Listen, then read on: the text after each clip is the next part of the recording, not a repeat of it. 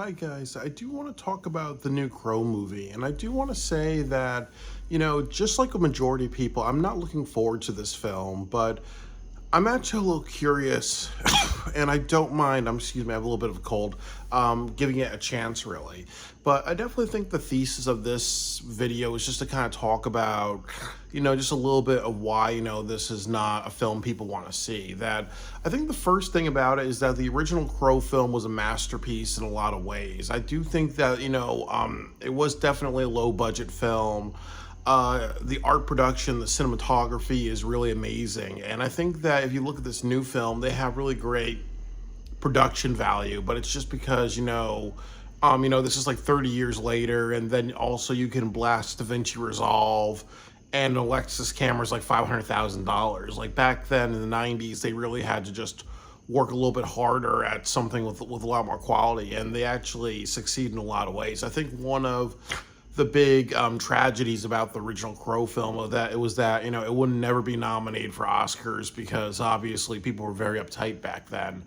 The same way Pulp Fiction was nominated for I think for 8 or 9 Oscars that year, but only won one because obviously they would be like, no, that's too. We don't like these edgy films type of things really. But I think that the other thing too is that when you see the trailer of The Crow, it makes you really think of Get Out. Like how there's so many like different like footage. Like in Get Out, you see the commercials of the guy falling and different stuff like this. You see the crow in water and whatever, and it's like where did that come from really? And I think that that's also another big thing is that it doesn't feel true to the story. And also too when you have the Crow, and you have that narration, the one that girl did in the original one, like it was done very, very well. But this one, it's just like kind of copy and paste really. So I think that it's another thing that I'm a little worried about is it gonna be like word for word, just copy and pasting from the original movie. And then the other thing too is that the Crow, like Eric Draven, Brandon Lee, like his version of Crow, he's very iconic. I mean honestly he does look, he reminds me a little bit of like of somebody from Kiss, but obviously his thing was like more iconic, and that type of look that he had, the original look was very it was very avant-garde for that time really. But the new Crow, he kind of looks like Darby Allin on steroids doing a minimal job on face paint type of thing really. He honestly looks like a jacked up Darby Allin really.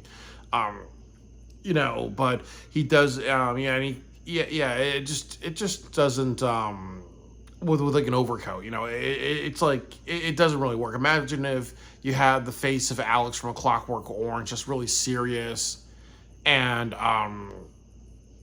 just like kind of really serious but antisocial, and then Darby Allin just did a minimum job, and then you have like a coat and whatever. The only one thing that I will say about the commercial that I liked was that he was shooting at the I think T-Bird or whoever really. And I think that's one bad thing about the original film is that you kind of had like a lot of villains in that film.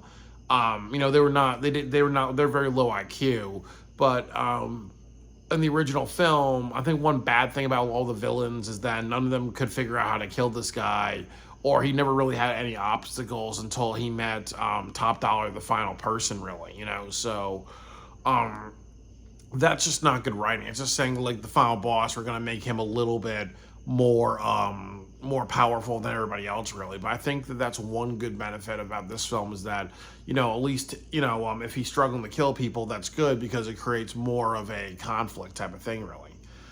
I also just don't like the casting really. I think like like a lot of people are gonna say this is controversial.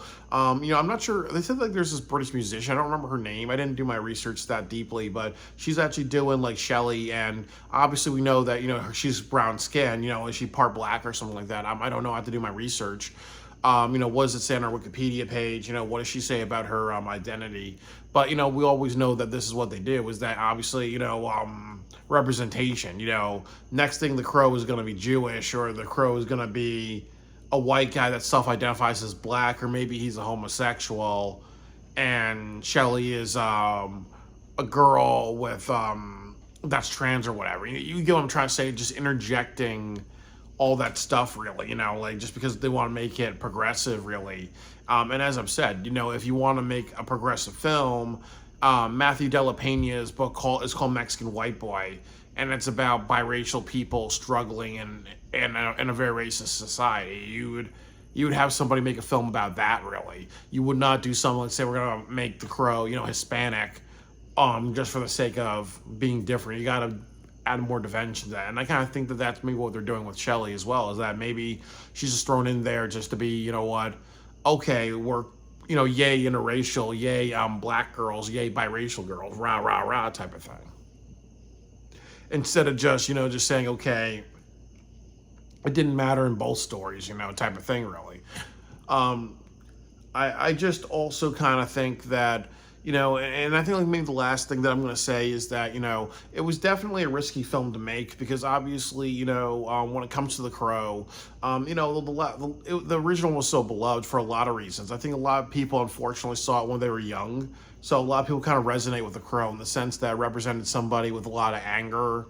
It's like a violent fantasy. It also represented loneliness and loss and sadness and redemption and setting things right. Really, it's a multi-thematic thing. It's multi-thematic. Personally, like I struggle with a lot of just bullying and being adopted out in an abusive situation and death and sadness and loneliness. So I think with The Crow, I really liked this character because it resonated with how I was hurting on the inside. And I think that's another theme of hurting on the inside. I think that also too, Brandon Lee, because Brandon Lee died in the making of the film, the whole film was almost like a closure to his death on the film set. And also too, that again, that honestly a lot of the bands and all the music that you see were people who had some success, like Nine Inch Nails at that time, the early 90s, and a lot of other bands, and they just wanted to put their music in the film to kind of like make it stand out, really, So, it was definitely, people just trying to elevate themselves, especially with Brandon Lee, obviously he wanted to separate from his father and be this big movie star, and he really succeeded in that film, Like, honestly, he did play a character, that had bloodlust for losing his girl, and then because she was gang raped and he was shot. Obviously, his manic personality, just going from serious to violent and psychotic, obviously, from what he's been through and his ability to kind of see Shelley suffer in his brain, obviously that would have an impact on somebody's psychology. You can say that he may fit into like borderline and sociopathic and violent tendencies and bipolarism, like all that, and maybe some borderline personality stuff, like he's definitely a very complicated psychological character. But I would also kind of say with this new one, I don't really get that vibe from the commercials. I just think that, they're just trying to make another version of it. Just trying to redo the old one, So it's definitely very unwelcomed. And I think the other reason why it's unwelcome is because it's in a difficult market because, a lot of people just don't like these Hollywood remakes. It shows that they can't have original ideas.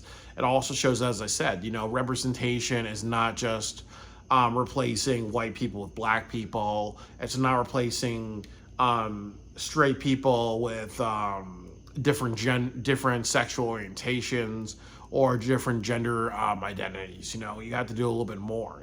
So I'm not sure how this film's gonna do. I think it may get attention. I think it's probably gonna do well. I think in the box office, it's gonna be like slightly profitable, but it's not gonna be majorly profitable. That's gonna be my prediction because I think that the whole controversy around this film being like a remake of something that people love and fell in love with, I think that controversy is going to create a lot of money because, as Eric Bischoff said, like controversy creates cash.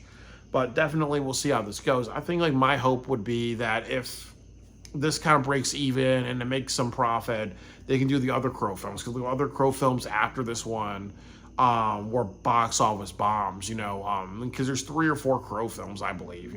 There's the original one. There's Days of Heaven, I believe it's called, or City of Angels. I think City of Angels and all the other ones. And I think for my channel, I want to review the other Crow films and do that for you guys as well, really. So it's gonna be really interesting to see what like Hollywood does with this.